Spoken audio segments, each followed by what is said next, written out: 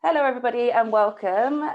Thank you so much for joining us on Zoom or on YouTube. My name is Beth. I'm the operations manager at the project. We are a members club for freelancers and small businesses. We offer co-working spaces and serviced offices to a wide range of self-employed people here in Brighton. So we're very much concerned at how this might be affecting our self-employed community. Self-employed people often face a degree of uncertainty and insecurity, even at the best of times. And we feel strongly that there has to be a better way. Just having a slight bit of feedback here.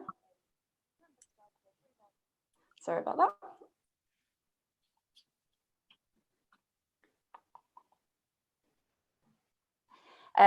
So we've gathered together some of the leading figures at the forefront of the campaign for better support for self-employed people to discuss where we go from here. So I'm very pleased to be joined by Caroline Lucas, who is the MP for Brighton Pavillion. With us is some of Caroline's team. We have Phil Jones, MD of Wired Sussex, Kate Dearden, Head of Research at Community, Celine Thomas, Equal Pay Representative for the Women's Equality Party, Christos Panayiotou, who is the Marketing Director of Trade Skills for You, Olga Fitzroy, who's from Pregnant Then Screwed, and Allegra Chapman, co-founder of Brighton Digital Women, and Andrew Milbourn, CEO of Kiss the Fish. So thank you all so much for being here. Just quickly want to outline where the government have offered support already. So here's the team. We know that there's been a coronavirus business interruption loan, which is available to anybody with a business bank account. There are small business grants available for those with a business premises. Some of the tax returns and VAT payments have been deferred. There's been a phone helpline that's been initiated by the HMRC. The government's delayed the IR35 rollout.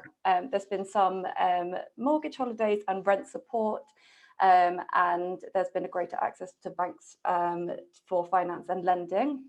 There's also been some welfare support. So obviously, if you're employed, then there's sick pay. If your income has declined, the government has offered greater access for people to get universal credit.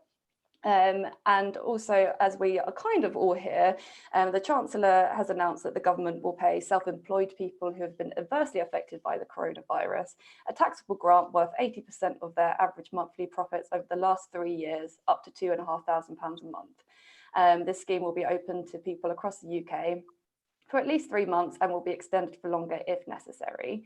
The Chancellor said that this will be available at the beginning of June, and the HMRC will contact you directly. Caroline, I'd like to start with you, if I may. How do you feel about the measures that the government have announced last week for the self-employed people? Do you think that they go far enough? Well, first of all, thank you so much for the opportunity to join you this morning. As you can imagine, my inbox and my team is absolutely, completely overwhelmed with all of this and focusing very much on the issue of the self-employed because it is such a big and was such a thriving and important sector for our city. So I just wanted to say that I'm completely mindful of just how important this area is. And from last week, we spent most of our time trying to make sure there was a scheme for self-employed people, because obviously there was a week's lag in between the first scheme being announced for workers and this one for the self-employed. So we put a lot of pressure on, questions to ministers standing up in the chamber and so forth, saying there needed to be a package. I'm glad there finally is one, but I think as each day goes by, we're seeing some of the limitations in terms of how the rules will apply in practice. So I'm spending a lot of time now going back to the Treasury, going back to ministers, raising issues that I don't think have yet been fully thought through. And in a sense, you can understand this is a work in progress. It is unprecedented, obviously. Ministers are kind of making it up as they go along, and in a sense they need to, but there are some real concerns that there are some very obvious gaps in terms of what's being provided. So For example, one of the things that we're working on right now is the issue of those small businesses where business owners take their income as dividends, and the fact that dividends aren't covered as income at the moment. They're not understood as income, and therefore those people who take their income in that way through dividends don't appear to be covered by the scheme. So we need to work on that.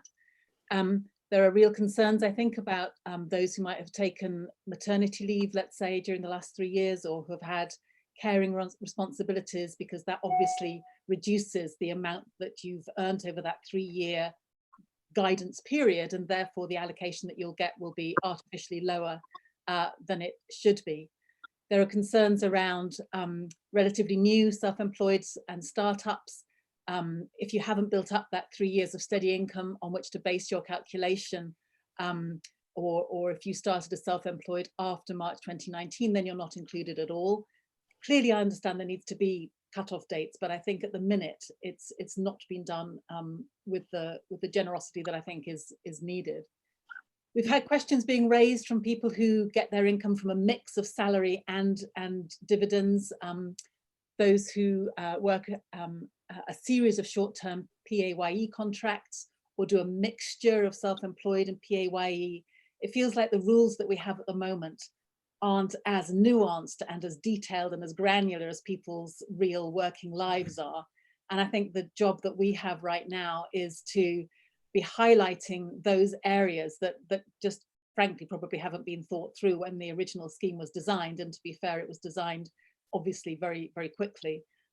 But we are deeply concerned that there are a range of people who aren't being covered by this self-employed package and who need to be. So I'd be really interested to hear more from you about the particular gaps in that. And that's before we then get to the issue that people are going to have to wait till June and all the problems with universal credit that I guess we'll get to in a moment. But just in terms of the scheme as it stands, I'm glad they did it. They shouldn't have to have waited a week before they did. And I think our biggest concern at the moment is for those people that fall outside of the rules as they've been designed so far.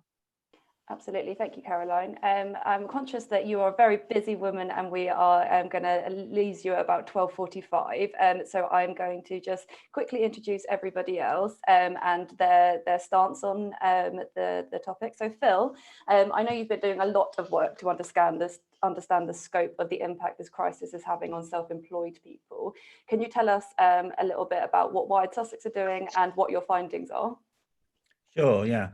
So we've got 500 or 600 freelance members of Wired Sussex working in digital media and tech. So we've always recognised that they're very, very important and legitimate part of the cluster in Brighton and beyond. I think the first things to say is that it was a terrible failing of the government that they didn't recognise the importance of freelancers from the get-go.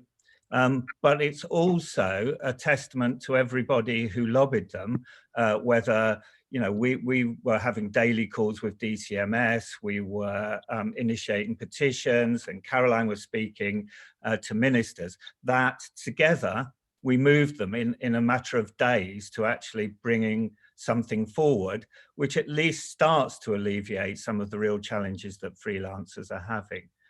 So, we should recognise that we can move this government at the moment, and we can make them understand that people are really suffering at the moment through no fault of their own as a consequence of this epidemic, of this pandemic. I think Caroline's listed some of the challenges and gaps that the current legislation, current announcement doesn't cover, so I don't want to kind of go over those. But we did a survey after that announcement, and we asked freelancers whether they felt that the announcement would help them significantly. And the answer was a resounding no, interestingly. So only 20% 20 to 25% of freelancers said that the announcement would help them survive through this period. There was a number that were really significantly worried that the money won't start coming through till June. And I think that's a real problem. The government should be saying to banks, you need to give interest-free loans now to freelancers to cover them to that point. That's an easy thing to do. They were also significantly worried that they fell through the gaps in this scheme. 60% of them said that they expect to suffer hardship as a consequence of not getting covered by the government's announcement. And by hardship, they meant that they will miss rent payments, or they will miss mortgage payments, or they won't be able to cover that some of their family's basic needs. So I think, you know, we need to identify those challenges that are still happening and continue to work together to push the government to fill those gaps where they exist. Absolutely, thank you, Phil. We're going to come back to you because obviously you've got a huge, you're a huge voice for freelancers and self-employed people around Sussex. Andrew, I'm just going to quickly get to you. How has this crisis impacted you at Kiss the Fish and the Liberty Group, and how have you been responding to the current situation? Okay, well, thanks for the opportunity. It's been pretty devastating for our business. We've lost 75% of revenue, turnover, and I have about 12 freelancers working on my business, some of whom are limited company freelancers and who are facing the situation now where we have no income. What we're trying to do about it is innovate, and I would encourage, I'm sure this is obvious anyway, but all the freelancers to look at how's the world going to change and what can we offer in that change. And obviously we're contacting our existing clients. Selling to new clients is particularly hard right now, but we are trying, and we're trying to adapt our offer so that it isn't just going to be face-to-face going forward, which is what it's always been. Can I just add one point? The worry I have is that the banks seem to be a law unto themselves as usual, and I hope the politicians will put a lot of pressure on the banks. We're hearing, and I haven't personally applied for a business loan yet, but I may well have to. And I'm hearing from two colleagues and from our colleagues in the Liberty Group that the banks are applying their own criteria, so that we are hearing of businesses who have applied for the business loan, as the government said would be available, and the banks are saying, oh, you haven't got the right information, and that's a real worry, that the banks yet again are being difficult, to say the least. And at this stage, I don't want to be too judgmental because I don't have a lot of facts, it's all hearsay, but it does look like they're going to need some management. And if the government aren't going to manage them or put pressure on them, then I think we're all going to face a very difficult time if this goes beyond 3 to 6 months, which it looks like it may do. Thank you so much, Andrew. Definitely get back to you on that point. Christos, we've talked so far mostly about people who are in digital businesses and consultancy services. But from your perspective, working with tradespeople, what's the current situation for them? What feedback are you getting from the businesses and individuals you work with, and the impact that they're seeing? Firstly, one of the main things is confusion about whether they should still be going to work or not. So there's an ongoing joke on Facebook that they're not allowed to wear shorts to work, but they're allowed to work during the coronavirus outbreak as well. People are going on building sites and having to use fingerprint scanners shared with lots of other people. And they're sort of almost in a halfway house where they're not being shut down. They're being told they should go to work, but lots of these building sites are closing down anyway. And then again, a lot of these people are actually really confused about what support applies to them as well. So you've got people who are on PAYE, you've got people that have got limited companies. And again, there's a lot of confusion out there. They just need some clarity as to what support applies to them in particular. So yeah, I think people in the trades in particular, there was some advice last week telling people they can still work in people's homes if they do proper social distancing, but I think the reality is that's a very, very hard thing to achieve. And I think, like a lot of businesses, you're almost forced to make your own decision and shut down based on whether you think you can continue or not. And a lot of these guys are having to do that. So yeah, it's tough for a lot of tradespeople, and yeah, we're not quite sure what the right way to go forward is for these guys. Thank you, Christos. We're going to discuss that a bit more further. Kate, is this crisis showing us a bigger issue in terms of how precarious the situation is for self-employed people? Do you think there's a need for support more generally? And just say thank you to the projects for organising this discussion today. It's great to see so many of us united on a message for the self-employed and freelance community. And before I dive into that question, just to give you a quick outline about community and who we do and who we represent. So we're a proud champion of the 5 million self-employed and freelance community, and have been ensuring that your voices are heard throughout the recent years, but also during this pandemic. And as you rightly outlined, I think this pandemic has shown the wider inequalities faced by freelancers and the self-employed in our social security system, and what longer term impacts and resources are needed to further support this group of workers, in particular on sick pay, shared parental leave, shared adoption pay, loads of other areas where the self-employed need further support, not only with their incomes, but wider. And this pandemic and the way we've responded to it has been a reason why it's been so delayed for this community, where they might have been impacted further than they should have been in getting that support for their incomes and wider. And we really supported the government's announcement last week as well for employees, actually putting those on, well, at least attempt on equal footing, and echo a lot of the points that have been made about the inequalities faced in that provision. You know, many of our members have lost work not only this week, but the rest of the year and indeed the months ahead. And you know, we've identified there's a lot of people that do fall through those gaps, as Caroline rightly outlined as well. And we've been calling on the government to fill the gaps and to support those workers who might not get the support they do need, particularly for those who might not be entitled. So with Stephen Kinnock MP, on Sunday, we wrote to the Chancellor to ask for further provisions to be made for those who have been self-employed in the past 12 months and have not filled out their 2018-2019 tax return.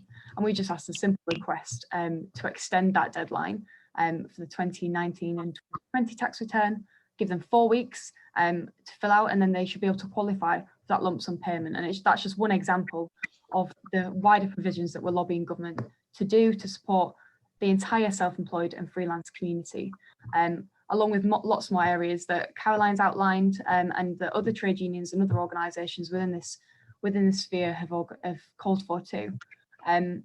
But in addition to the support that's going to be available now, we've started a conversation about what needs to happen for the self-employed and freelance community and addressing those long-term solutions. And that community, you know, will continue as much as we can to be that collective voice of the self-employed across the country.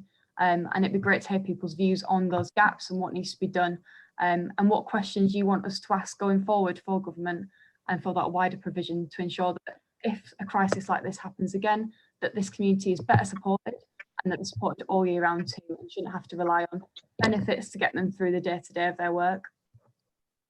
Thank you so much, Kate. It's like incredibly important, especially somewhere like Brighton and Hove, where self-employed and small businesses are like the backbone of our economy. So really amazing work you're doing. Celine, the Women's Equality Party have been campaigning for support for self-employed people. Can you tell us a little bit about your work and what you would like to see from the government? That's right. We have early doors been calling for all people to be treated fairly, whether you're employed or self-employed. And although I don't want to suggest that this is only a women's issue, of course it isn't. There is nevertheless a very gendered perspective, which I think has fallen through the cracks. The things is that self-employed people are seen as this homogenous group, and it's a slightly glamorized group, I think. I'm not actually self-employed myself, but I think people get the idea that if you're self-employed, you're this kind of go-getting, self-starting entrepreneur, and it means that somehow day-to-day things, crises don't affect you. Whereas the reality we're understanding more and more is that a lot of self-employed people are the people who are the cleaners, the childminders, the carers, the clerics in our society, and that they are disproportionately represented by women, some of the lowest paid people and women, and least secure jobs as well in our society. So everybody's talked, and Caroline's highlighted some of the real sort of jeopardy situations that people are finding themselves in. Perhaps, you know, pregnant women, the effect on their average earnings.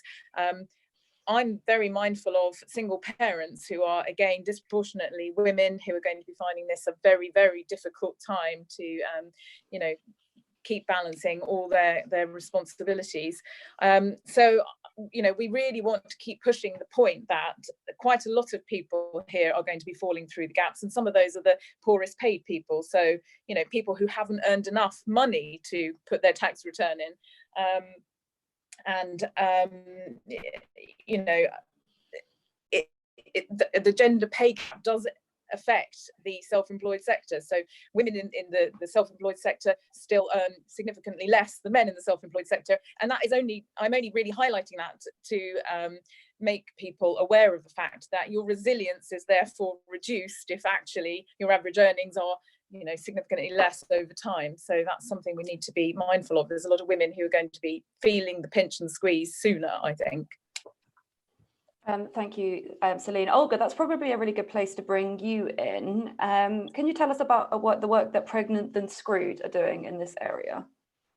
Yeah, so Pregnant Then Screwed exists to fight maternity discrimination. We have helplines, we support women through employment tribunals, which is generally employed women, but we also support women in the workplace who are self-employed. And we also have a flexible working hotline, and we also lobby the government for changes in the law that we'd like to see. Now, one of the things that was mentioned in the support that's been offered by the Chancellor is the fact that women who have been on maternity leave, who are self-employed, will have much lower average incomes if their maternity leave fell in the past 3 years. And we also need to remember that amongst the self-employed community, only women qualify for maternity allowance, which means that it's always the women who are penalised, and who will, if they've had children, will get a lower offer from the government unless the Chancellor changes it. Okay, thank you. Allegra, is this a sense that you get from your members that women are, how women are affected in this situation? Yeah, absolutely. And also just want to say thank you, Beth, for hosting this conversation. It's a really, really important discussion to have. And I do want to say thank you, Caroline, for being such a strong voice for us all in Parliament. We massively appreciate it. It's an incredibly stressful time for our members, for self-employed people all across the country. And you know, I think as far as women goes, it's been mentioned a lot of the circumstances that specifically impact women. We have heard some positive stories. For some of our members, they found it's actually leveled the playing field a little bit. You know, their partners have been forced to take on half of the childcare. But companies who previously said that they couldn't possibly have flexible working have now been forced to enable flexible working. So there have been some good points to it, and I'm hoping that some businesses will take those lessons about flexible working forwards after this pandemic. But on the other hand, there are many, many other women who are really, really struggling now. If their partner hasn't stepped up and taken on that childcare role, or as Celine mentioned, single parents who are on their own now in a house with children, they're effectively trying to do 2 full-time jobs at once and feeling massively overwhelmed at a time that is a very high anxiety situation anyway. And they're really worried now that if they can't perform brilliantly under these impossible circumstances, that they might lose whatever income they still have. So it's an incredibly stressful time for a lot of women. And, you know, as has been mentioned by a few people, we're really, really worried about the fact that women who've taken any form of maternity leave or taken a drop in income following having a child at any point in the last 3 years are going to be heavily penalised for that. Self-employed women are already at a disadvantage in that they can't access statutory maternity pay. They have to rely on maternity allowance, which is significantly lower. A lot of us have to save up money ourselves to fund time off with a baby. A lot of self-employed women are forced back to work a lot sooner than they would like or would be good for them in that situation, because they just aren't able to access enough support to sustain them. So, and for a lot of women, this is going to be a real double blow for them, and being penalised again now in the support that they're able to access. And overall, I just want to pick up on a few things. You know, Phil mentioned that the government had really failed to recognise the importance of self-employed people from the get-go, and you know, Celine mentioned on that this perception of self-employed people as somehow being, you know, this kind of glamorous, cool job. I think this whole crisis has really highlighted that there is a fundamental misunderstanding of, or lack of understanding of, what self-employment is, how it works, why people choose it, from the government and from the general public at large, that people somehow seem to be of the opinion that we're all tax dodgers, that we're all sitting around in our pajamas, not really doing anything. And some of the language that the government have been using has really felt, to a lot of people that I've spoken to, and to me personally, I have to say, quite demonising and dehumanising. When they talked about support for employed people, they called it support. When they talked about support for self-employed people, they called it a handout.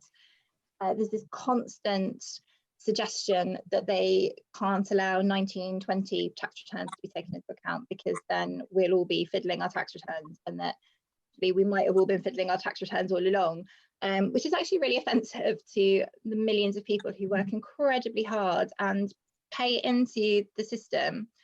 And I noted at the end of the Chancellor's statement that he said he would find it very difficult to justify the inequality in tax and national insurance for self-employed people after this. But what he didn't point out is that the reason that self-employed people pay less tax and national insurance is that we can't access benefits like statutory sick pay, statutory maternity pay. We also have to fund things like pension contributions, holiday pay, carers allowance. All of that has to come out of our own pockets. We don't have the same legal protections that employed people have. So if he can't justify the inequality in terms of what we pay into the system, then is he also going to create an equal playing field in terms of what we can take out of the system and give us things like statutory sick pay and statutory maternity pay? That's a really interesting point. Caroline, if I may, what's your view on that? Do you think we are likely to see a rise in tax and national insurance for self-employed people in the future? Do you think that would be a fair proposal? Well, I think, was it Allegra who was just speaking then? Sorry, I've lost my names. Allegra. I think she just put it really, really well, that if you're going to give people, the self-employed, more responsibilities in terms of paying more tax, then you absolutely need to even up everything else. And I think that if the Chancellor tried to introduce higher tax and so forth for self-employed, but without bringing alongside measures around statutory sick pay or maternity pay or the pensions and all of the issues that Allegra raised, I think there would be a massive backlash. And I think that would be pretty much cross-party, actually, because one of the things that I've been struck by over what's happened over these really unprecedented few months is how actually there are MPs standing up from all sides of the House, because they're all being lobbied, you know, by self-employed workers and others who now are beginning to get it in a way perhaps they didn't before.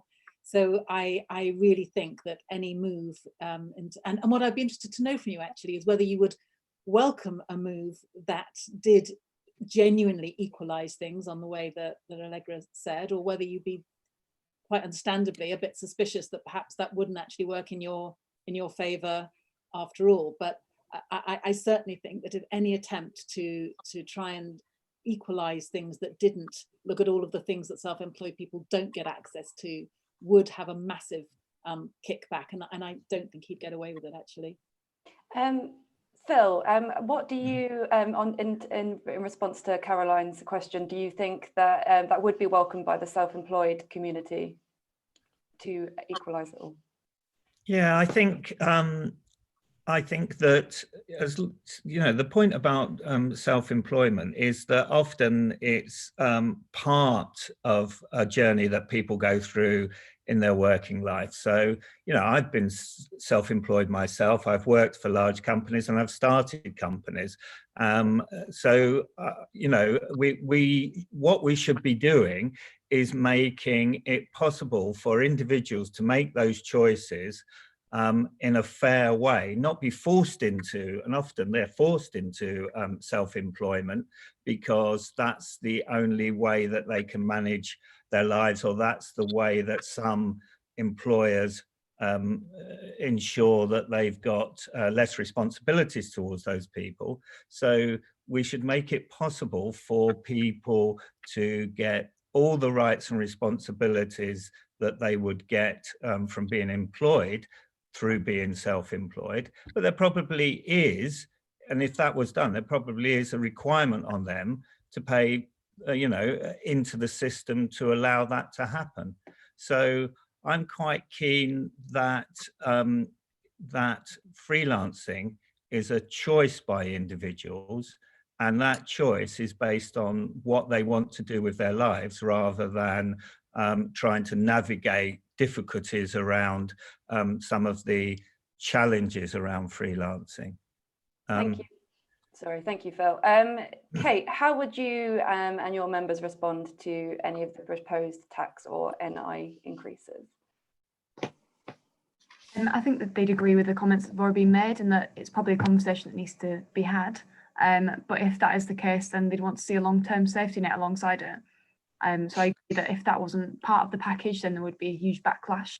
As I outlined earlier, you know, a lot of freelance and self-employed community have been treated differently in terms of their entitlement to sick pay, holiday pay, shared parental leave, paid training, even better access to saving for retirement, and how we can sort of reevaluate the pension system to make it more suitable and fit for the self-employed to save for that.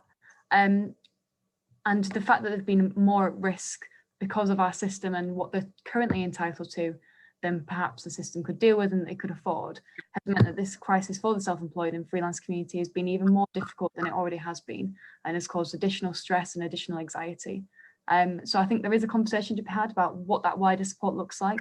But one of our sort of self-employed members put it quite simply this morning, that we just want to be treated equally. We pay into the system too, and I think that sums it up really well. So I agree, a conversation to be had, but I think it'd be a difficult sell if there wasn't a long-term safety net alongside it. Yeah, absolutely. Obviously there's been the announcement from the Chancellor that there will be a grant for self-employed people from June. Christos, from your perspective, from working with tradespeople, is waiting until June going to be sustainable, or do you get the sense that businesses are going under as we speak? A lot of the tradespeople that we speak to, they're paying their monthly bills on a monthly basis. They earn enough to keep themselves afloat in that way.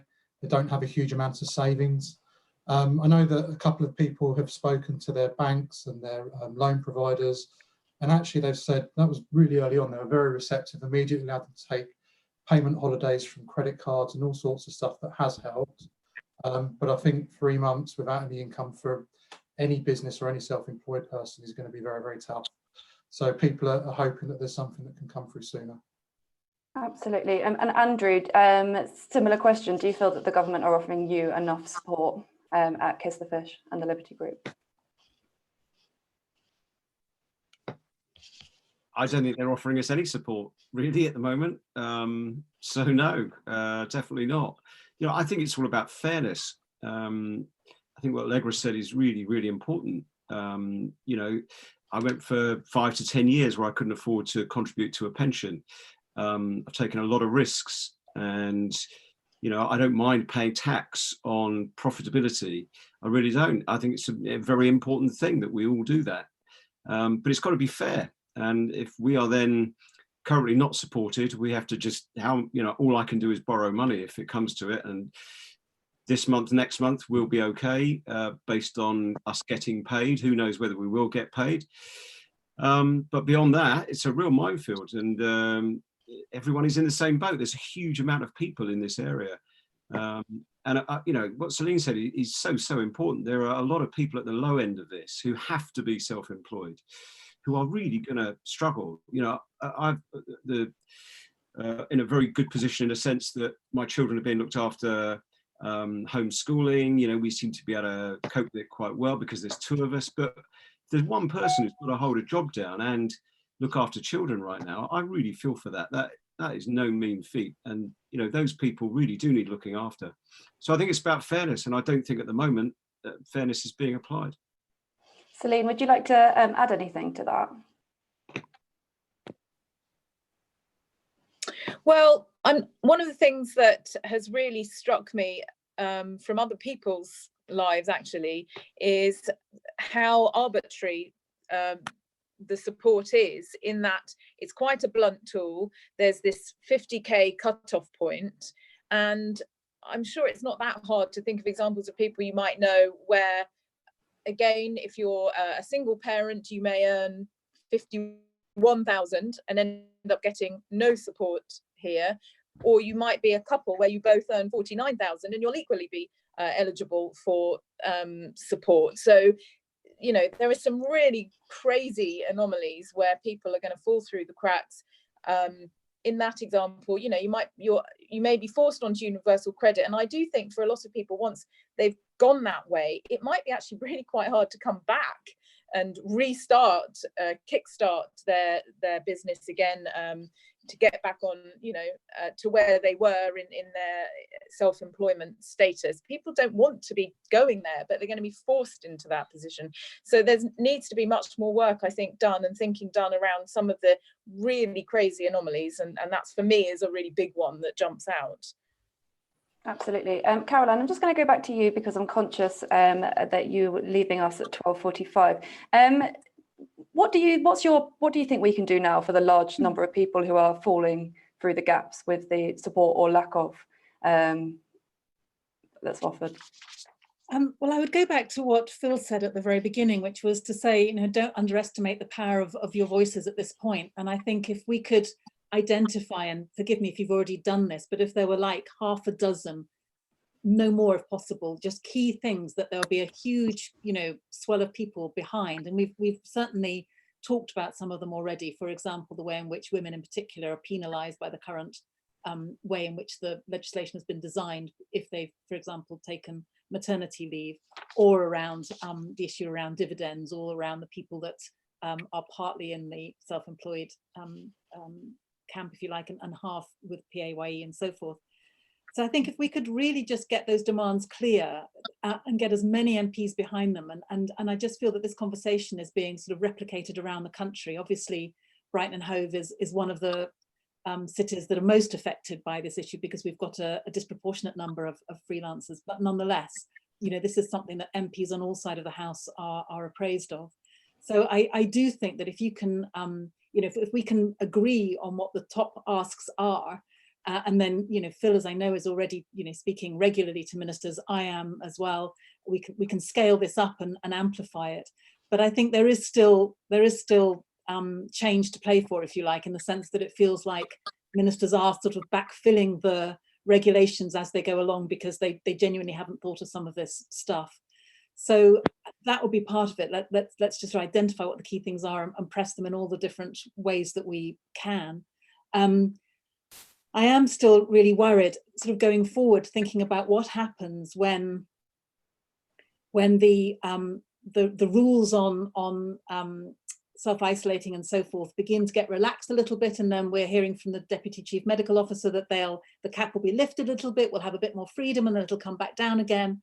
And what that means for people trying to run businesses, you know, God only knows, frankly, because what do you know from one week's end to the next as to whether or not you're going to be able to have your staff in place or not?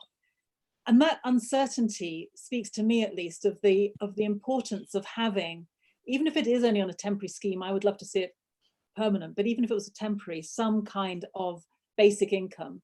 And more MPs are talking about this. Conservative MPs were talking about it. A letter's been written by around 100 MPs saying that whatever else this shows, this whole crisis shows, is that there is such deep insecurity in our working lives that to have some minimum income, even if it was, you know, low and then you've got other things that you top it up with, that at least would mean that as the system tries to cope with people moving in and out of different employment situations on a far more regular basis than even has happened until now, there would be something that they could rely on, not enough, but just something to make sure that the people that Celine was talking about, those who really are worrying about, you know, where the next food is going to come from, would at least have that basic security. And so I think alongside, at least from my perspective, alongside, you know, calling for the changes to the regulations that have been put in place to date, and we've talked about some of the priorities of how that needs to change to be a much more realistic way of supporting freelance people. I think having something that recognises that an awful lot of people who are freelance are actually forced into being freelance. It isn't this lovely lifestyle choice that wealthy people might have the luxury of choosing. For many people, they've got no other way of being able to make a living. And if that is the case, then I think building in some greater security into the system going forward is going to be really, really important. I agree. Thank you so much, Caroline. And this is exactly what we will do with the rest of the summit. And we will, of course, feed back to you the main points that are raised. And we'll be working together to get to the grips of exactly what self-employed people need. And if I could just say one last thing, sorry, that if there are people specifically who live in the constituency of Brighton Pavillion and want to raise specific issues, then please do get hold of my office. It's on the website. You'll see the email address there. I was thinking in particular about what Andrew was saying about difficulties with the banks. If there are specific examples that you can share, if people are willing to have that information shared, then I really can, try to take those up. And in some cases, we can get a bit of pressure brought to bear, because if banks are not doing what the government's telling them to do, or making it even more difficult to get what people have a right to have, then being able to feed that back, and there are regular calls every day actually with ministers to sort of feed some of this stuff back, then it would be really helpful to have that kind of information. Thank you so much, Caroline. Does anyone have any pressing points for Caroline just in the next 3 minutes before she has to go? Caroline, I'd love to just ask you quickly, because I've had I asked our members if there was anything that they wanted me to raise today, and I've been inundated with people, asking about all of the different circumstances that we've mentioned, that of people who fall through the cracks. But one area that really seems to be a problem is people who've only become self-employed. When I say recently, really it could be any time in the last sort of 2 years, because for 50% of your tax return in 2018, 2019 to be 50% self-employment, if you only started during any time during 2018, it could have taken a really long time to build that income up.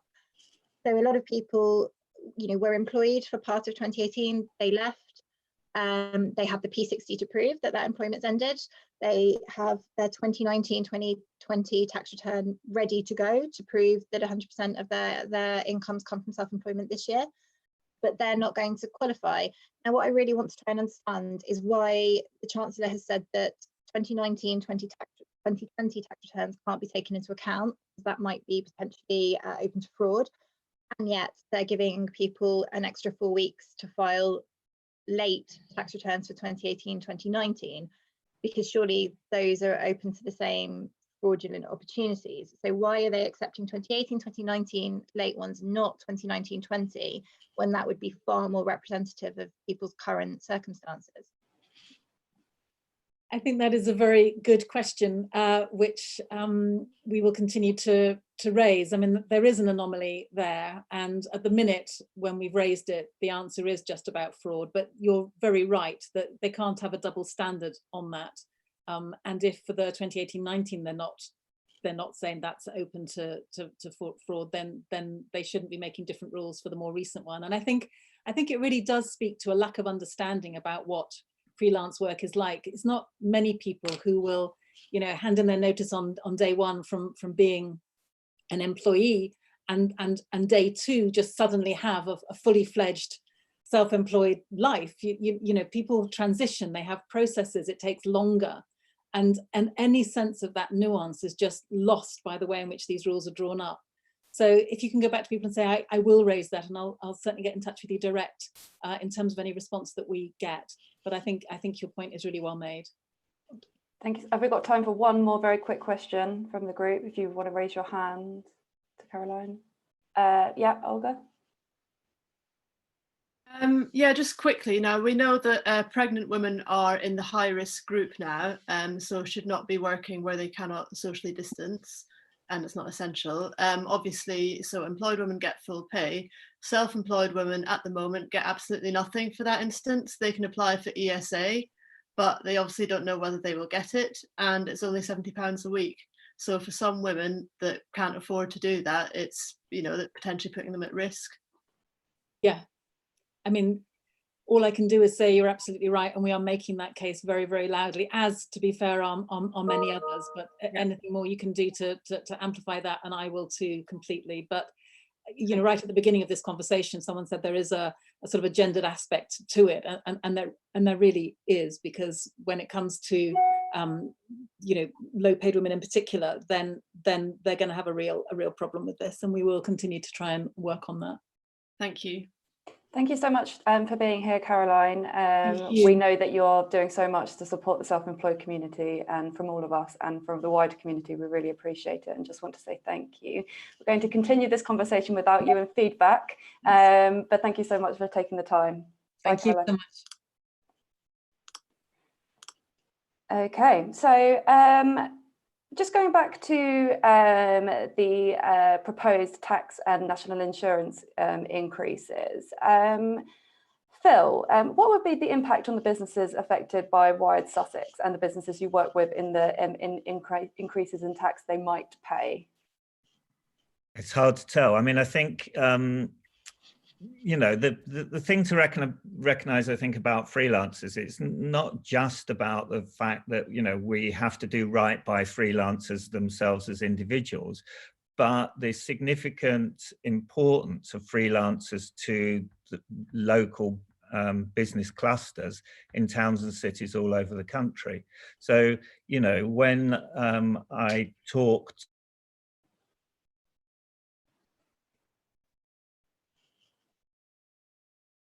Having a slight connection issue there, Phil. Okay. Olga, we'll come back to Phil in a second. I'm just interested in and curious to think if we're going to see fewer people becoming self-employed in the future if the proposed tax rises do go ahead.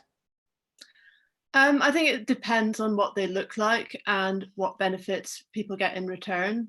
I think obviously there's two different types of self-employed. You have your sole traders who are on a similar income tax regime as employees. And then you have people that pay themselves mainly in dividends. And I think a lot of it will also come down to what it does for the people that are currently paid through dividends. Because we might, if they don't do anything for those people, that will become a really unattractive option, and we will lose a lot of people in that group, particularly on lower income. So I think it really depends on what the government does next for those groups of people. Absolutely. Sorry, we lost you there, Phil. Yeah. Would you like to pick back up? It's one of the challenges of remote working that we're all learning about. Isn't it? Our broadband connections aren't always as stable as they should be. I guess I was just talking about the fact that, you know, that freelancers are really, really important to business communities in towns and cities all over the country. You know, the businesses that we work with, whether they're events, festival businesses, events businesses, digital businesses, TV businesses, they all rely on freelancers. They all rely on freelancers to enable them to find skills when they haven't got them, to scale quickly, to work more effectively. And sometimes I think that's a message that's lost to government, that freelancers are important in terms of the overall economic ecosystem, as well as it, and that's why we need to do right by them. And that, I mean, I guess the other thing that's important around that is worth mentioning is there are other parts of the ecosystem which support freelancers, which are important as well. So, you know, one good example is co-working spaces. So co-working spaces are very, very important to freelancers because it helps freelancers share opportunities, share client opportunities, share skills, and also stop going a bit stir crazy by getting outside of the house. And it's you know, one of the things that we've been lobbying on very recently is to get the government to recognise the importance of co-working spaces and give the same business rate advantages that they're giving to people in the hospitality industry to co-working spaces. So it's an ecosystem, and it's an ecosystem of freelancers, of small businesses, of large businesses, of co-working spaces. And it's important that government understand the complexity of that ecosystem. And if they take one part out or make it difficult for one part, like co-working spaces, that will have an impact on freelancers too. Absolutely, Phil. I'd just like to echo that point. Obviously, running a co-working space, we've been very much left out of the whole conversation, and obviously community, as we've all noticed, being so stuck in our little boxes like we are now, we recognise more than ever the importance of community. Kath, we are having a few people asking if you would like to be invited into the discussion. So would you like to touch on how the Green Party, the members of the Green Party and their constituents have been affected, or if you've heard anything in particular? I don't work for the Green Party, I work for Caroline, so I can't really talk about the Green Party. I'm employed by the taxpayer, so I don't do party political stuff. But I'm here really just so people know I'm just hanging out to listen so that I can feed back to Caroline and make sure she's appraised of all the issues that are coming back. And that was a really good point from Phil about the co-working opportunities. I've not heard anybody else raise that. So that's those kinds of things. I'm just kind of collating those notes and we'll feed back to ministers and so forth with Caroline. Thank you so much for clarifying, Kath. Just going to open up the discussion a little bit wider to the whole group. So if you do want to respond, just give me a little wave and I'll signpost to you. In your very expert opinions, is there more the government can do? And do you think they will do more at this stage, or have we seen the final word on the matter? Yeah, Andrew.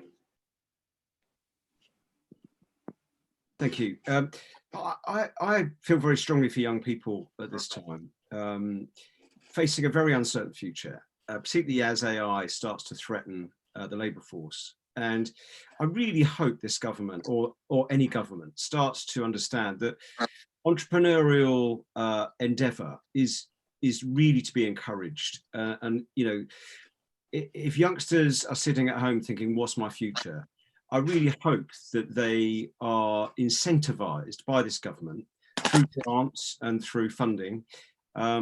You know, there's so much money in the private sector right now for funding business. You know, I get letters through every week from Funding Circle and organisations like that saying, "Oh, you're creditworthy. We could give you the." You know, the youngsters have so much potential to develop business and to. Particularly places like Brighton, you see it very clearly. I'm not from Brighton, but I visit Brighton quite a lot. I've got friends in Brighton and one of my teams in Brighton, hence I'm here. You know, I would love to see youngsters incentivized to be entrepreneurs because they are going to struggle in the labour force going forward. I do see that as a thing. And the answer has to be entrepreneurial flair, which has to be incentivized. You know, setting up a business costs money and it involves a huge amount of risk. And I would love to see youngsters incentivized to take that step with small grants, but grants for good ideas, and you know, appeal to everyone to worry less about buying cheap stuff and buy stuff from people that we want to support. And I know that's hard to preach to people without a lot of money, and I get that, but you know, we should be supporting local business. We should be supporting particularly youngsters who are just having a go. You know, I'd much rather pay twice as much for a t-shirt from someone who lives down the road from me, who's really had a go at it, than buy, you know, on the global scale and reward big business and big enterprise. So I'd love to see the government incentivize that. I'd love to see, as the high street apparently is dying, you know, some rent-free opportunities and some real incentives for youngsters to go, you know what, I can have a go at this, because some of them will succeed and they'll drive our economy and they'll drive the feel-good factor in our communities. And I really do think localization is one of the opportunities that will come out of all of this. Thank you. Thank you so much, Andrew. Kate, you raised your hands. So is there more the government can do, and will they do more at this stage, or have we seen their final word? Thank you. And I think the government will do more. People whose incomes are already drying up and who are already struggling can't really afford to wait until June. And last week we were part of a conversation with the Chancellor's advisor, along with other trade union colleagues across the government, and we were calling for wider support for people up until June who can't afford to wait until then, particularly with universal credit, people having to wait 5 weeks for that payment to be made, and people who have to enter the system and have to wait for their applications to be processed. You know, we've heard that the universal claimants are higher than at any point the benefits were claimed throughout the financial crisis in 2008 and 2009. And I think it was Turn to Us, the poverty charity, saw a 1,800 increase in self-employed people using their benefits calculator. Now that's absolutely massive, and it's clear that our social security system is under a lot of strain at the moment. So we've called on the Chancellor and the Chancellor's advisor to increase the support available for universal credit to make sure that processes and claims can be done quicker, and we can get cash in people's pockets as soon as possible. But widen that support in the run up till June. You know, we'll be echoing a lot of calls that have been made today at the summit, particularly on maternity leave and women in self-employment, and making sure that the government average their income without the maternity period, and that's really, really crucial, and we'll be calling for it. And you know, on that call last week, the government did say that they want to get this right, and they want to make it as fair as possible, and we think that is crucial and part of that case. In addition to that, you know, we'll be calling for wider support for people who run as limited companies and pay themselves as dividends through the scheme. Also for more support for people who do earn more than 50k in profit. You know, as been outlined already on this call today, some of our members who work on large contracts have a lot of expenses through their business. And a lot of those contracts have been cancelled and they're not entitled to any support, and they've come to us and said, you know, we don't know what to do. And we haven't seen that equivalent gap for employed people, so we'll be calling on that as well. And as I mentioned earlier, you know, that support for people who aren't registered as self-employed, we're still waiting to hear back from the Chancellor on our letter from the weekend about those who have been self-employed in the past 12 months, and you know, just extending that deadline for 2019 and 2020 for them to fill in their tax returns and be entitled to that lump sum payment. So we'll be lobbying them on all those key issues, and anything that comes out of today that you know that would be helpful for us all to lobby together in a voice, in a united voice. So I don't think it's the end. I think there's still an opportunity for us to influence this and to identify where the gaps are, but also to offer some solutions and support and help the government in delivering those as much as we can. Thank you so much, Kate. Would anybody else like to add any of what the government can do? Celine? I just think they need at this point to take a slightly longer term view as well, because again, going back to the sort of slightly gendered perspective, if some of these businesses, particularly businesses like childminders and nurseries, are allowed to go to the wall, and at the moment I feel that they are en masse, they're not going to be there to, you know, kickstart the economy when we can get back to normality. And a lot of people who are relying on those core services, often women who are picking up the lion's share of the caring responsibilities, just won't be able to get back to their businesses, their self-employed status, projects, whatever it is that they're doing. So it's going to have a really, really long-term impact unless we look ahead a little bit and make sure that those things can be there ready when we need them. Allegra, if you'd like to add to that. I think sort of building on what Celine said, I'd really like to see the government going forward and kind of taking a longer term view, actually really if there's something that we can do to help them kind of really get a better picture of how self-employment works, because to me it just seems like there's a real lack of understanding and a real kind of, you know, lack of awareness of the different types of self-employment, you know, the situations that a lot of people are in. So you know, obviously there's a rush to get things done and sorted and get money to people who are desperately in need, but if they have, you know, one eye on the future and how this would look, I'd really like to see them making kind of, you know, steps to really understand this world of self-employment better and maybe kind of connect more with the self-employment community and get a clearer view on that. Thank you, Allegra. A few of you have mentioned the nuances of the support that's been offered so far, and a particular one that I've got from the members of the projects community so far is about limited companies and directors. So obviously it's very difficult for them to, they could offer themselves furlough as if they have PAYE, but they quite, I think, sensibly tend to take dividends from their company, and you know they're kind of in this gap of between self-employed and business owners and employees, and it doesn't really feel like small businesses and startups are really being covered or looked after. Would anyone like to say anything more about that? Hi, yeah, Olga. Hi, yeah, it's a really big problem. We're getting that a lot. I mean, obviously, one thing they can do, as you mentioned, if part of their salary is PAYE, they can furlough themselves. And there are actually still certain things that they can do to keep their business running. But obviously, most people will only be claiming the below their tax allowance, so about 12 grand as their PAYE salary. So 80% of that is still not an awful lot to support a family on. So I think everybody that I've spoken to, other trade unions as well, are pretty united in calling for the directors' dividends to be included, and also PAYE income from people that have got kind of a mixed portfolio type of career. So I think people are pretty united in that, and I'm quite hopeful that we'll get some movement, I think, on that. That's brilliant. Would anyone else like to add anything on the perspective of being a limited company director? Okay, is there anything self-employed people can do right now to help themselves if they can't get some support from the government or can't get it in time? Anybody, any advice? Hi, Phil, yeah.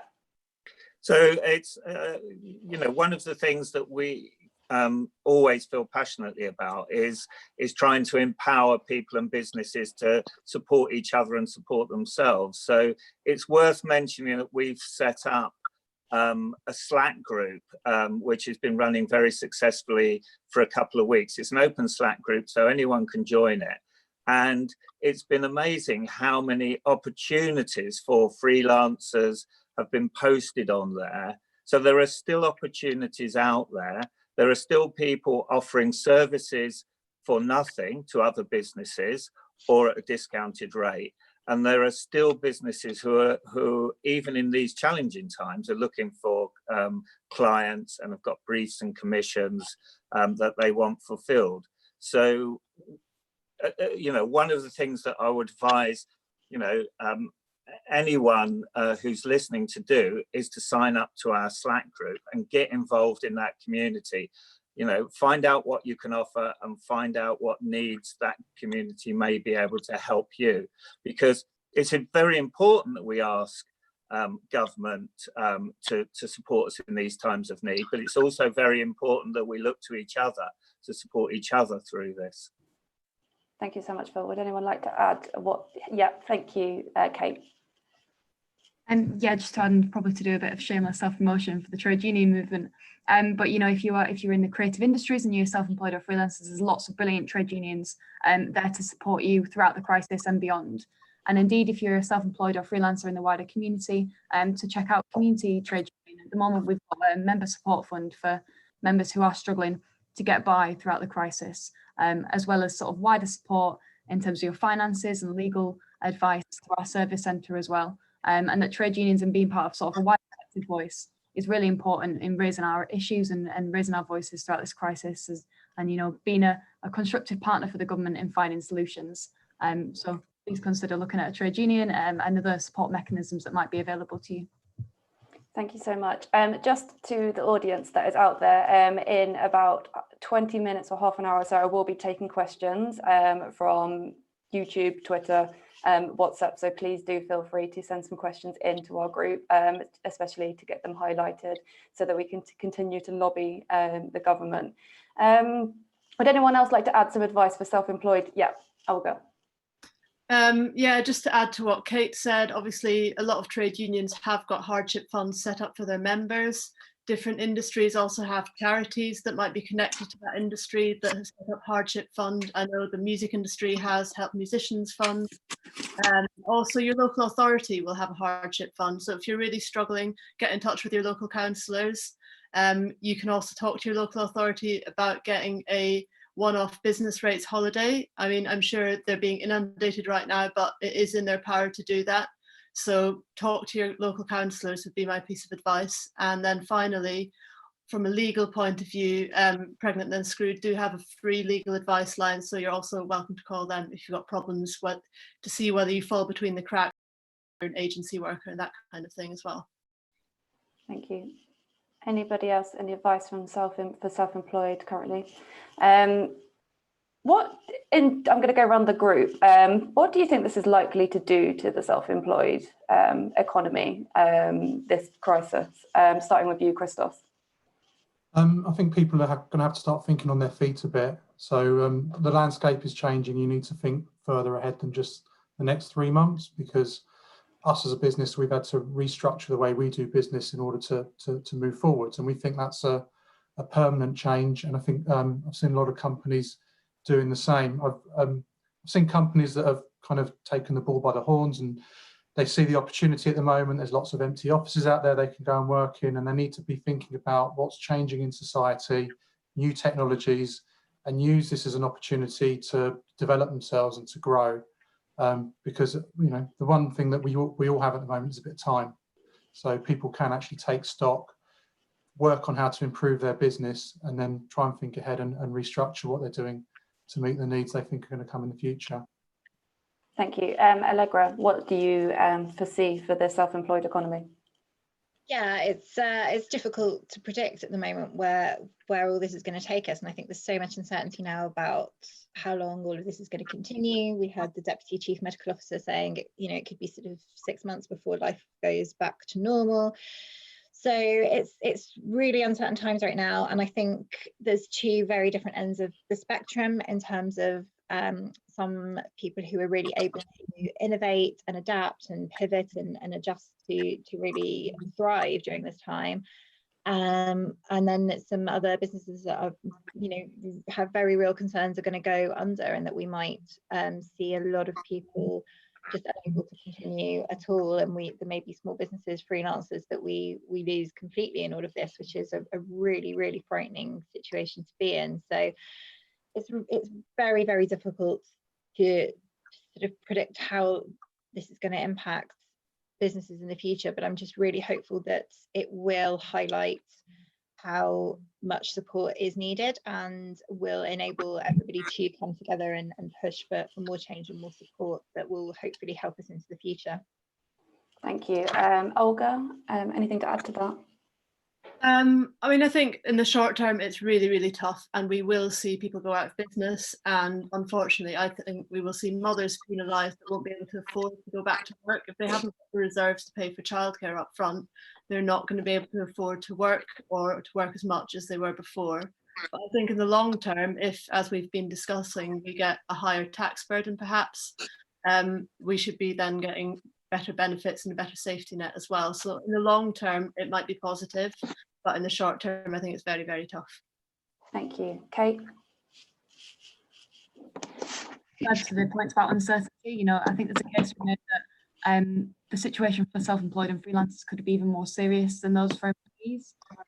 People have lost the work for the rest of the year and probably into next year as well, because the wider uncertainty about the virus has had a knock-on effect to people's jobs and clients.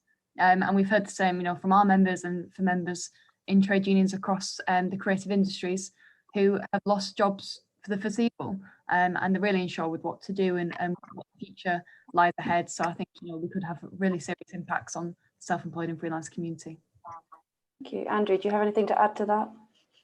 I think it's going to be really tough, and I think this could be a pretty deep recession coming out of this, and I fear for a lot of my colleagues and friends and people that I work with.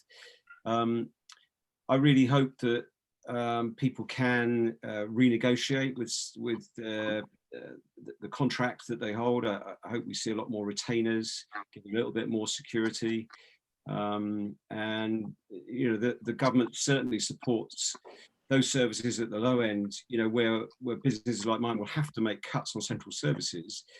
And some of those people on the receiving end of that won't deserve to have no income, but that may be where some end up. And I really hope that the government supports that, and that we all do all we can to maintain those contracts for as long as possible, rather than just instantly ditch them. But in terms of the future, who knows? This could cut really deep. So we're all going to really have to get some grit. And I think, come back to what I started with, someone else has just said it, I think it is about innovation. We're going to have to really look at the digital world we're now in. Meetings like this are just now a thing, which they weren't 2 weeks ago. and we're all going to get used to having to do business differently. So I'd encourage all freelancers again, just to look for positives. Don't let this get you down, although it's bound to feel pressurized. If you're losing sleep over paying a mortgage, I mean, that's real hard stuff, and I really feel for that, and may well be there myself, I don't know. So yeah, I think we all have to really think about opportunity and try and encourage each other and support each other as much as possible. Thank you. Celine, do you have anything to add? And just a reminder that the question was, what is this likely to do to the self-employed economy? Thank you. My short-term memory is failing. Well, I mean, please, perhaps counterintuitively, during austerity, we have seen more women become self-employed at a faster rate. And I wonder whether there'll be a similar impact here, but not for the right reasons, because people aren't being, are driven to self-employed but very precarious self-employed circumstances. So I think in the short term, we'll actually see a lot of people lose their businesses, or their sole trading will stop altogether. I think that's going to have a disproportionate impact on women. But in the long term, is the economy going to respond by saying, actually, we can't offer employees security, and more people will find themselves employed in the gig economy, 0 hours contracts, and here we go again. I think you can see a pattern evolving where the employed sector becomes actually more vulnerable, and so people make harder choices about how they're going to earn their living. So so I do think it's a worrying time, but we may see a pattern of increased self-employment in kind of the years ahead. Thank you, Celine. And Phil, anything to add to that? Yeah, I think what Celine said is absolutely right. So we're at the triage point of the challenge at the moment, aren't we? We're just trying to stem the bleeding. My guess is that more people will become freelancers as a consequence of what we're going through at the moment, possibly because the jobs that they had no longer exist. But there is also an opportunity coming out of this. There's an opportunity because the crisis has highlighted some of the underlying challenges that we've had, and highlighted, as Andrew said, some of the opportunities and ways of getting out of it. So if we can come out of it, recognizing that some of the challenges that freelancers have had in normal times can't happen once we get out of this, and also recognize the opportunity to rethink some of the ways that we work, think about these new digital technologies and how they can support us in new ways, then there's the chance that we can move forward in a better way, albeit in 2 or 3 or 4 months' time. Thank you so much, Phil. So I'm getting some very specific and unique examples of how self-employed people and directors of limited companies have been affected. I think it's really important, just from your communication with your community, to get an understanding of generally where the system has been lacking and letting down self-employed people. So in your opinions, just raise your hand if you'd like to share where have people been let down the most. Allegra? The things that I'm hearing are from people who have become self-employed recently, or I mean, even for myself, I became self-employed in September 2018, which is 18 months ago now. That's a significant amount of time, and by a whisker, I mean, an absolutely tiny margin, just over 50% of my income for that tax year came from my previous employment. I have the P60 to prove that employment's over. I've got my tax return for this year, but by the narrowest of margins, my old employment plus my maternity benefit, because that was also the year that my daughter was born, just pushed me over the edge. So that's there's a lot of people like me who've become self-employed in the not that recent past, who are excluded from that because there's somehow a sense that they have earned lots of money from employment, even though it was more than 18 months ago. So that seems you know, ridiculous. And obviously there's a lot of people who set up in self-employment, you know, in the last few months who, you know, have no other source of income now and have been, you know, abandoned. And that just seems crazy because, you know, looking at someone's 2018, 2019 tax return is not an accurate representation of their circumstances now. So that's a real issue that people are have been raising with me over and over and again. And limited company directors is a big thing because a lot of people have said that it, you know, there seems to be this sense from the government coming that if you are a limited company director and you're paying yourself with dividends, then that's somehow a bit of a tax dodge and you're just trying to get away with paying less tax, when in fact the reality is that a lot of people pay themselves that way because they don't have a predictable income every single month. They don't know what money is coming in, and they have to reinvest a lot of money back into their business. So they're paying themselves the absolute minimum to get by, you know, as and when, you know, they know they can rely on, and then topping up with dividends to actually give them enough money to survive. But that's much less predictable. So now the money that they're going to receive is you know, either non-existent or is based on actually a very small income. So, you know, that again I think comes back to there being a real lack of understanding about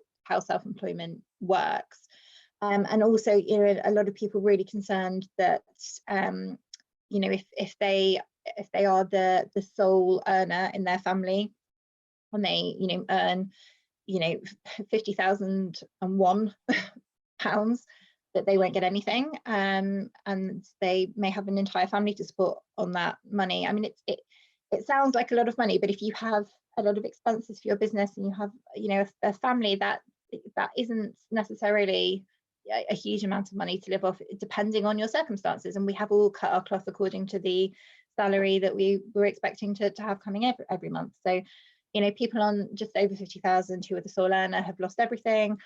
Somebody mentioned earlier that if two of you in the family are self-employed but earning £49,999, you could potentially be getting £5,000 a month in support. So there's a huge discrepancy there. And then one final thing, because I know I said that the main things, and this is quite a few main things, but a lot of people are really worried about the support being calculated just on profits, because actually if you have high expenses in your business, those expenses are likely to be continuing. So if you are on a, you know, 12-month, 6-month contract for your rent, for your premises, you have got to keep paying that rent, even though you have no income coming in. So calculating the support just on profit means that people with high expenses, or people who've invested a lot of money into building up their business, or, you know, recently invested a lot of money into getting it going, are going to be massively out of pocket. That's a really, I'd like to echo that statement as well. That's something that I've been hearing from a lot of the project's members, which is, if there is a cap at, you know, £2,500, then why does it need to be on profit? We should just do it on earnings if there's a cap anyway.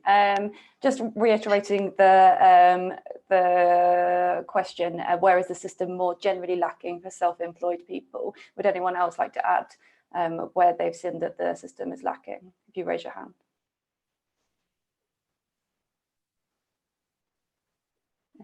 Okay, cool. So before we go on to further questions, I mean, where do we go from here? What do we do? What can we do within our communities? What can we do as individuals to make sure that all of our voices are heard? I'm going to go around the room again. Christos.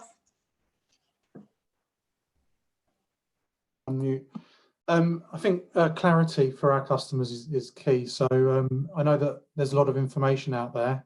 I think for a lot of our tradespeople, navigating that information and finding the right support is quite difficult. Which pot do they fall into? Which gap do they fall through? All that sort of stuff is, and I know that, you know, this is all changing so quickly. It's very hard. I know the government's still trying to work out a lot of these processes and the finer details, but the sooner we can get some kind of simplified view on it, whether it's a simple workflow where you can ask a website questions and yes or no answers point you to the right solution for yourself. I'm not sure what that is, but yeah, for our customers, I think a lot of them need some clarity on which way to go.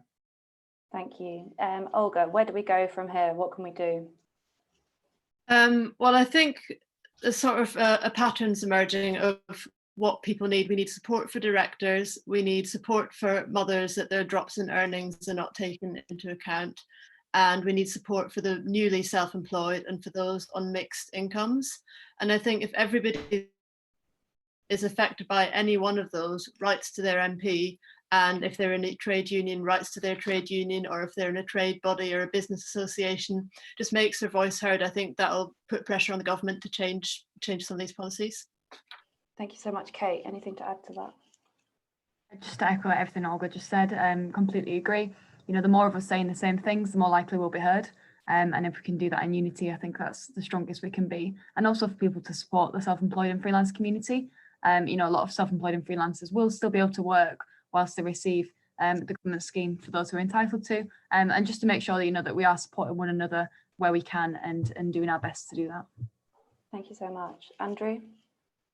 Yeah, I would just add to encourage all freelancers to, particularly those, I work with some people, for example, who aren't that confident outwardly, so one or two designers or writers who would tend to not push themselves forward. I'd really encourage everyone to negotiate, push your big company suppliers for more time. Financial pressure is the worst, or one of the worst kind of pressures, when you lay awake at night not knowing how you're going to survive. Will you own your house? That, particularly with families, that's for a lot of people set up as limited companies right now, that's a real concern. In the last recession, personally, I went through a time which taught me that there is help available, and not to be frightened to ask for help, but to always push those that can be pushed. It's about reasonableness, and we're all reasonable people. If someone asks me for more time, I will give them more time because I want to help people, and most people do. But don't be frightened of negotiating. Don't be frightened of calling up the people you work for, the contracts you have, and ask them to be reasonable at this time. And you'll probably be surprised how many people will allow you more grace and more time. Thank you so much. Phil, where do we go from here? What can we do? Yeah, so what we've been trying to do is, and what's been very successful in our discussions with government, I think, is the questionnaires and the surveys that we've been putting out to companies and freelancers that we're connected with. So the first one, when we were talking to DCMS to start with, they were in a state of denial, to be honest, the government department. We're in a state of denial about the impact of this crisis on small businesses and on freelancers. You know, we got 600 responses to that survey in Brighton alone. And that meant the next time we went back to DCMS, we could show them the results, show them the impact it was having, and they started to take notice. What we've done now is start working with other similar clusters in other towns and cities around the country. So Manchester, Bristol, Newcastle, as well as Brighton. And we're sharing the same questionnaires now, so that when we go back to DCMS, we're not just saying, this is the response from Brighton. Oh, we asked a different set of questions in Newcastle or a different set of questions in Manchester. We can go back and say, we've asked questions all around the country, and these are the responses. And the interesting thing around the questionnaire that we put out after the Chancellor's announcement on freelancers was, even though there is a lot more freelancers in Brighton than a lot of cities, actually all the answers mirrored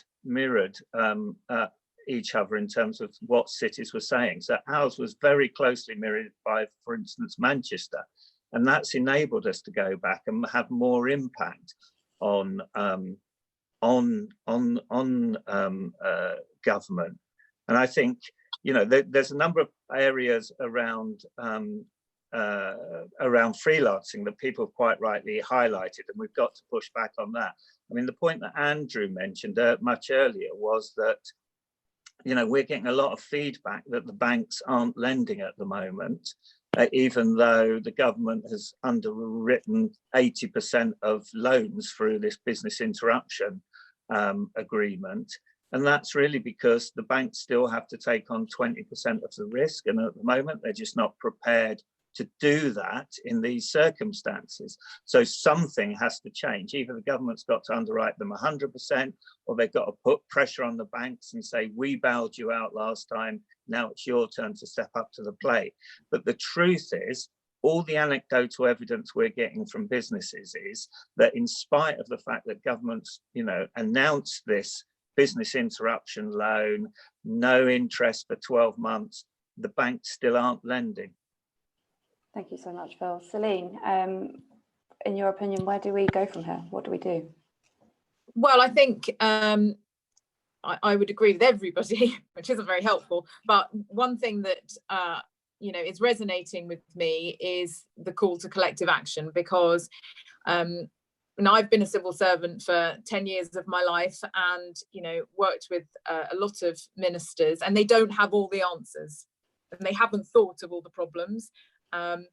We need to be putting the right questions to them and coming up with solutions. And I think there is an opportunity, and I think we've seen that really unfold in the last few weeks through having a collective voice, as it were.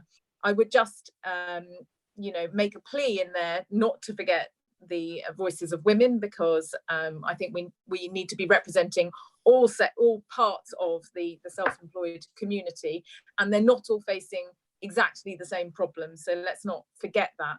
But essentially, the Women's Equality Party will join forces with others to make sure that all of these things are getting across to government, and I do think we will collectively get results. Going back to that banking point, I just really wonder, I'm thinking about the situation that women sometimes find themselves in terms of asking for pay increases, where the response they get from employers is sometimes less favourable than the response that men get. And I'm really, really wondering about how women are navigating that whole, financial institutions, banking, loans, all of that stuff, whether there's a greater impact there or particular concerns that women face. Just actually an open question. Phil, have you had any specific feedback from women about applying for business loans from the banks? No, not yet. I think it's probably too early to be able to differentiate between how different groups are being treated. What we're getting is a kind of blanket response that all businesses that are looking to apply for that loan are not getting the support of the banks that they expected or hoped. Okay. Allegra, I'm just going to end with you with the where do we go from here portion of this summit. What can we do as individuals? I think everybody has already made all the main points. I totally agree with everything. I just really want to echo what Phil said earlier about the importance of community, and I can vouch for the Wide Sussex Slack channel and how fantastic that is. Our members at Brighton Digital Women have been really rallying around with each other and helping each other find work, putting each other in touch with contracts and job opportunities that are going around. We held an event last week looking at how freelancers and small businesses can get through this with some expert support. So I think really reaching out to those communities and those networks, people like Brighton Digital Women, like Wide Sussex, like the projects, there are great communities out there who will support each other and help each other through this. So I think now is really a time, it's been mentioned as well, about us all coming together with a collective voice, and that importance of community is going to play a really huge part in that. Thank you so much. I'm just going to go to some questions and maybe just some advice for some of the people who are watching. I was about to say from home, but we're all from home. Just very specific examples, but it might just highlight some of the issues that some self-employed people are facing. If any of you do have any advice or would like to comment further on any of these, please just raise your hand. And this is from one of our, oh, thank you so much, Kath. This is from one of our YouTube commenters. What happens to self-employed who have been paid through PAYE and also invoice as a freelancer? Do they cancel each other out? If anybody's got any advice for that? Olga. Yeah, so basically they go by which is, if the freelance part of it is the larger part of your earnings, so more than 50%, then you go on the freelance scheme. You can still be furloughed by your employer. However, if the freelance part is smaller than is the smaller half, so less than 50%, then you won't get anything from the freelance scheme. Okay. Any other comments on that? Okay. This is from Duncan Bolan. If HMRC's help for self-employed only really applies to those businesses making a relatively healthy profit, could we discuss options for those who may have faced issues in making viable profits? It's a hard one. Phil, have any of your members been doing anything in particular if they haven't been making profit? So do you mean before the crisis or now? Well, obviously, because the grant is based on your, the self-employed grant is based on your percentage of profit. What can businesses do if they haven't got a sizable profit? I genuinely don't know.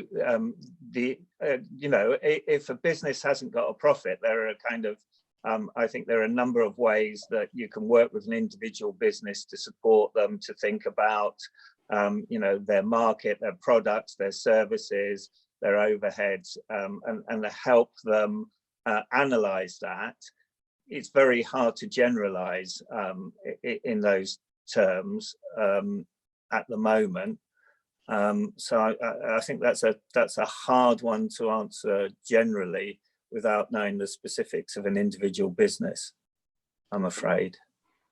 Anybody? I think the main issue, of course, is the interesting nuance of the grant being applied only on profit. And I think that one of the biggest things we'll have to do is to continue to lobby the government, to continue to feed back to local government, continue to feed back to our groups, to make sure that, I think what most of us have been saying is that the grant should be based on earnings as a self-employed person rather than profit.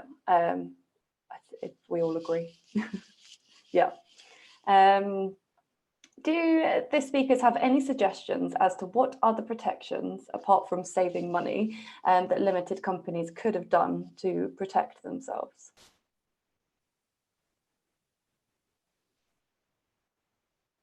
I mean, it was totally unprecedented, so I imagine it's a very difficult one.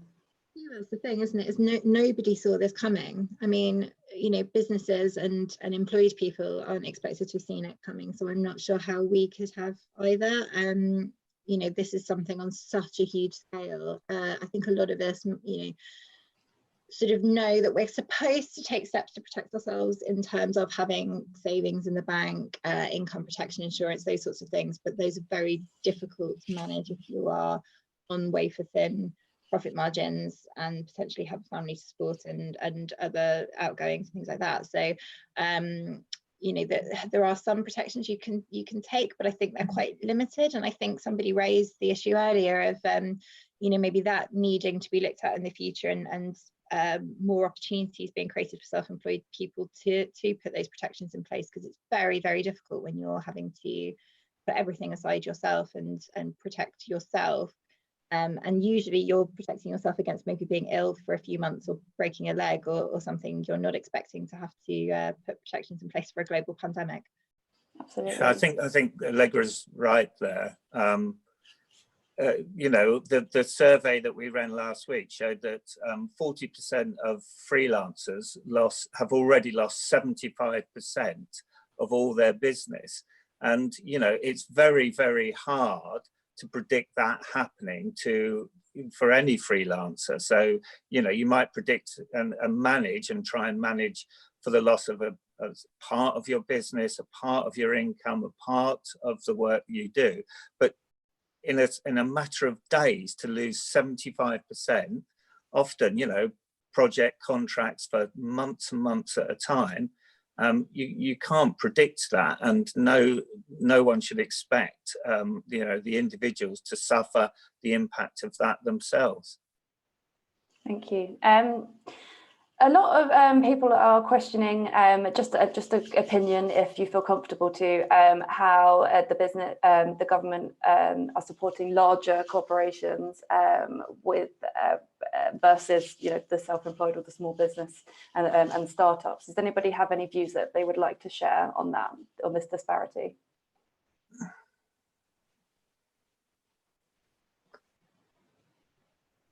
Allegra. I'm going to be very careful about how I phrase this, but I think there does seem to be a huge bias towards bigger businesses. I think a lot of people are really feeling that, and I think it comes down to potentially a party political leaning towards supporting the bigger businesses. Dare I say it, maybe even personal interests. It's essentially like, if certain people have interest in supporting bigger businesses rather than small businesses and startups, we seem less useful politically and potentially personally than large businesses. So I think that makes us feel much more concerned and insecure, even more so than we did already. Absolutely. Just another question, if anybody has any advice or any thoughts on this. I mean, it's very similar themes.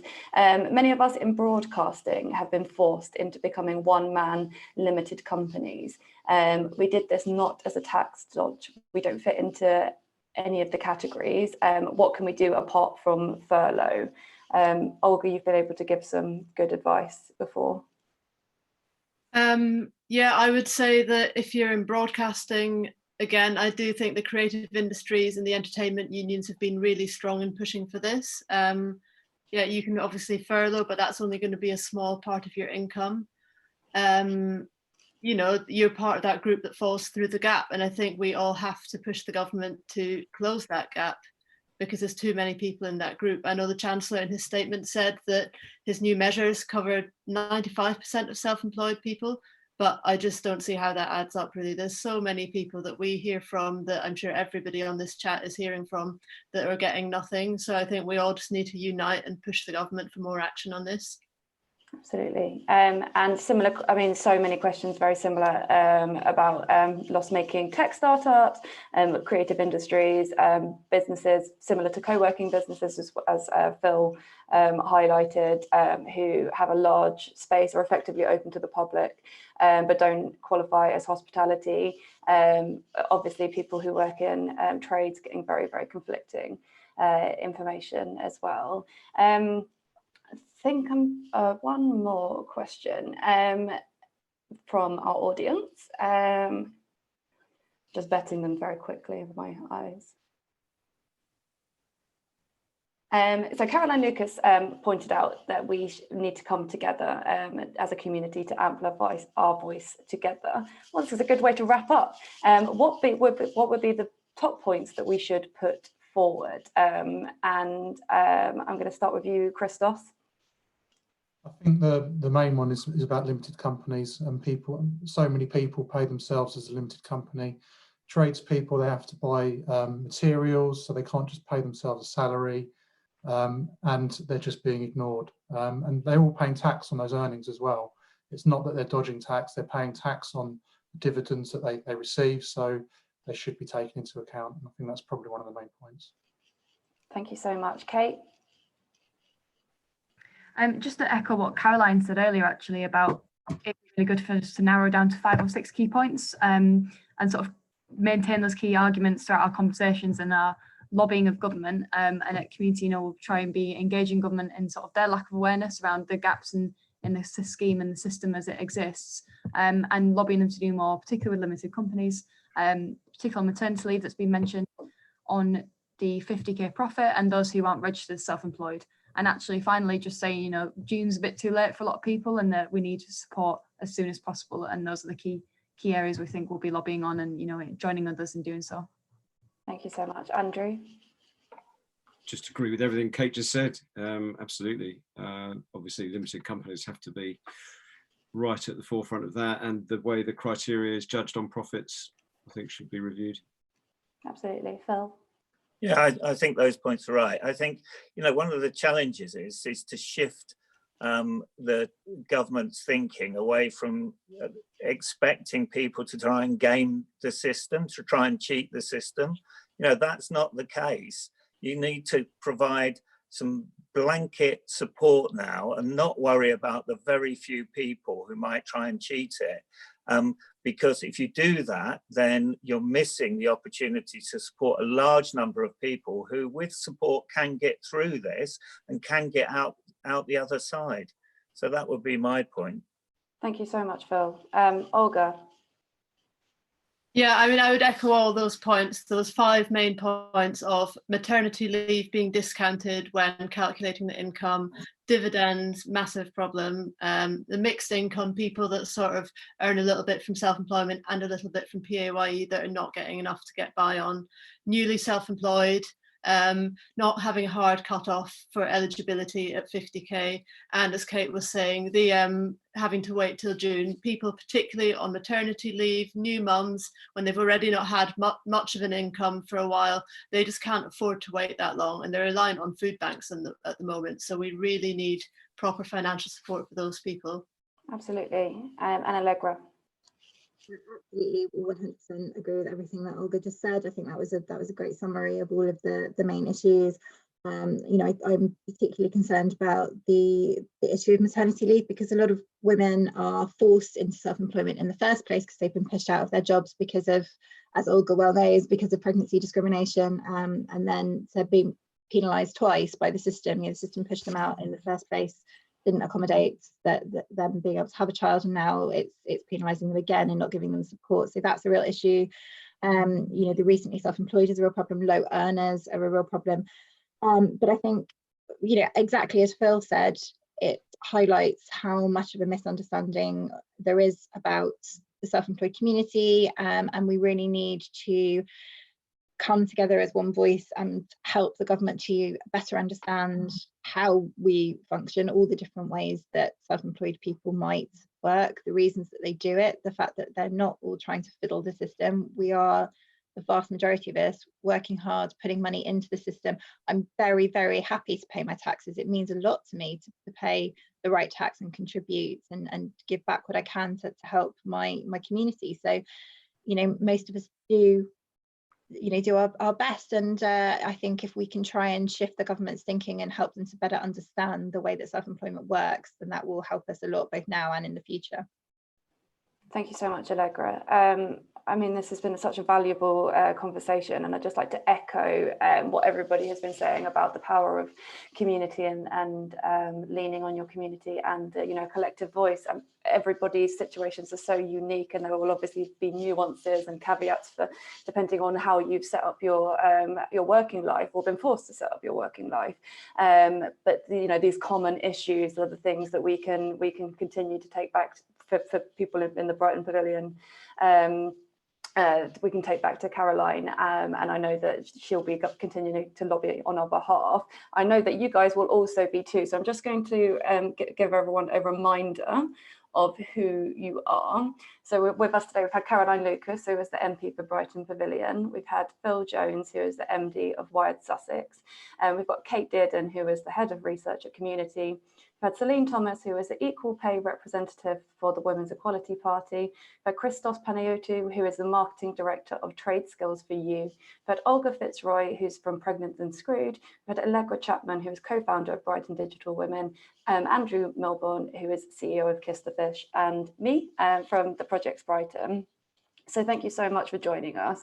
I really appreciate you all taking the time to be here. So to everyone that's been watching on the live stream or this recording, we will be putting all the resources that have been mentioned up on our website, as well as the individual organisations that the people here run. So you can keep an eye on our social media channels for information there. If you are self-employed and in Brighton, please do feel free to contact us at hello@the-projects.co.uk. We're here to answer your questions, and we're here to signpost resources wherever we can. So we can signpost out, and then we can bring these people together to for collective action. Most importantly, we very much hope that everyone who's struggling right now can access the support that we need to keep their business going, and we can all get through this together. And with this communal action, we can continue to lobby and get our voices heard. It does work. We've heard from so many people on this panel who have been putting the voices out there, and it does work. So continue to contribute to these communities. Are there any final words from the group to add to that? Wave if you'd like to. Okie dokies. Well, thank you so much for everyone. And like I say, this will be up on our blog and it'll be saved live, saved on YouTube. But thank you so much for participating, and stay safe and take care. Thank you. Thank you. Thank you. Thank Thanks, you. guys.